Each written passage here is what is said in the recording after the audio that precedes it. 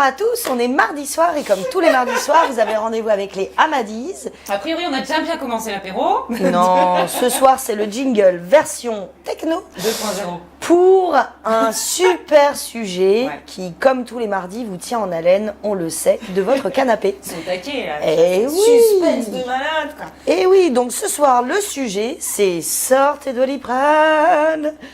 Comment vendre des produits? C'est quoi l'histoire des taux multiplicateurs? Aïe, j'ai déjà mal la tête. Alors, déjà, on va commencer par la base. Et mettre un timer. Ah oui, c'est vrai. Ça y est, et chaud patate, là, on parle de chiffres. Ah ouais, C'est moi parti. j'adore. C'est ton monde, ça. Mais nous, on est des artistes. On est des artistes, nous, on ne vend pas, c'est la passion, c'est du plaisir. Oui, bien sûr. Et photographe, c'est un vrai métier? Ah non, c'est vrai.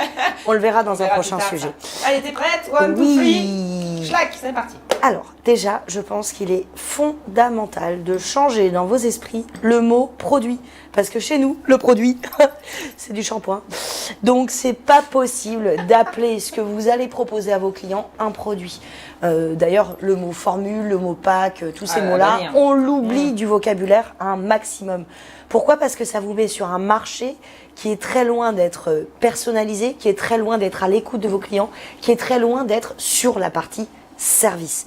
Alors la question du jour, c'est quand même, est-ce qu'il faut vendre ou pas des produits et du coup à quel prix? Quelle est cette histoire du taux multiplicateur?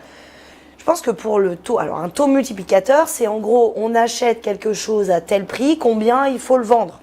Pour reprendre la base, et ça fait partie d'un des gros travaux qu'on fait quand même dans Photo Coach ou dans les journées de formation aussi sur la gestion de temps et chiffres que j'organise avec et que je donne avec Ama Conseil.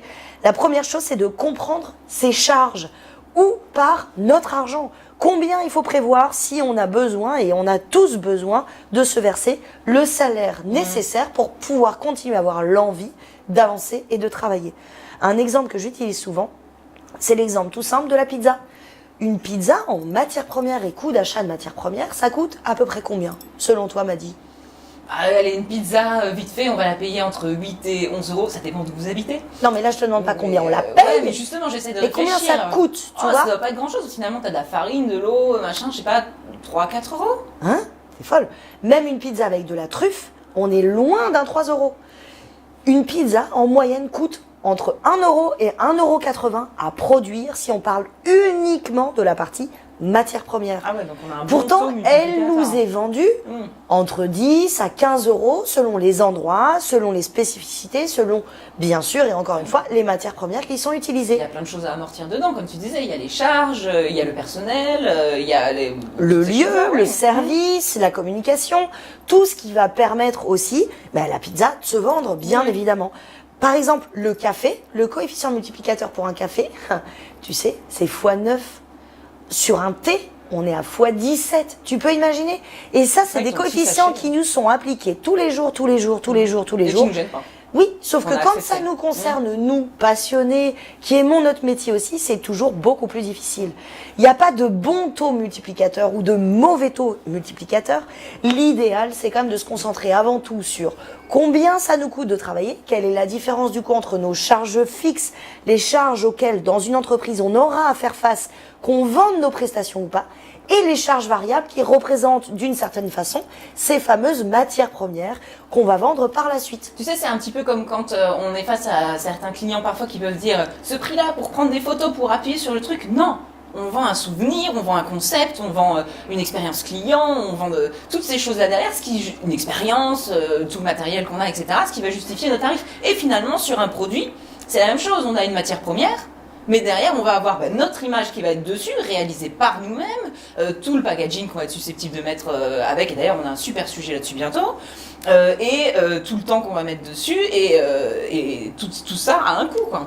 Oui, bien évidemment. Et puis au-delà de ça, et surtout, alors là, ça me fait penser à une des citations qu'aime beaucoup partager André Amiotte de Photo Coach, le fondateur du système Photo Coach. Coucou. Une citation qui lui vient d'un de ses grands amis photographes qui s'appelait Ladislas Stavinsky.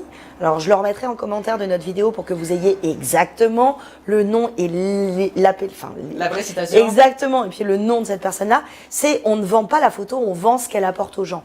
Donc, Amen. voilà, au-delà de juste une expérience, etc., combien de temps ces images-là vont rester? Ouais. Mais si on reste C'est la dans valeur. le sujet, sur la partie taux multiplicateur, Ouais. Quand on a des charges, quand on a un salaire à payer, quand on a aussi bien sûr des formations dans lesquelles investir, prévoir le renouvellement de son matériel, que ce soit informatique, la partie sauvegarde aussi, bien évidemment, qui devrait, à mon avis, être un des sujets d'Amadise aussi bientôt. Honnêtement, je pense que tous ces éléments-là vont vous aider à pouvoir calculer le taux multiplicateur juste pour vos supports d'image, qui remplace pour moi le mot produit.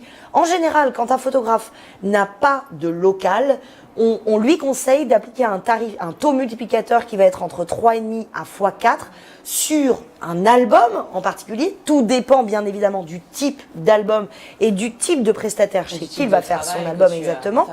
Et par exemple, quand on a un studio, on est plus sur du x5,5, x6, qui nous permet d'avoir une marge d'environ 80 à 85% sur l'intégralité des choses qui vont être vendues au-delà de la prestation. Quand on est sur un fichier numérique, je pense qu'une des choses quand même à rappeler et qui est essentielle, c'est que le travail d'un photographe et d'un vidéaste n'est pas de s'envoler avec le temps, mais bien au contraire de rester.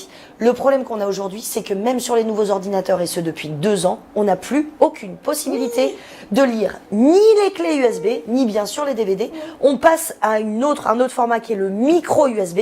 Et à quand le cloud? Eh bien évidemment. Donc plus aucun support tangible. Et ça aussi, ça fait la différence. Ça revient. Mais c'est un autre sujet, le support, etc. Je pourrais rester des heures là-dessus. Je voulais rebondir encore sur autre chose, me faire l'avocat du diable, tout ça. Bon, mais en tout cas, on continuera à commenter cette vidéo. Vous aussi, partagez votre expérience. Comment est-ce que vous fonctionnez? Comment est-ce que vous proposez tout simplement vos supports d'image? Comment est-ce que vous avez mis en place vos tarifs aussi? N'hésitez pas à partager votre expérience. C'est ensemble que l'on grandit. On vous donne dès ce soir rendez-vous la semaine prochaine, mardi à 6h moins quart, pour notre rendez-vous apéro avec les Amadise. Portez-vous bien. La semaine prochaine. Santé ma belle. Ciao, ciao.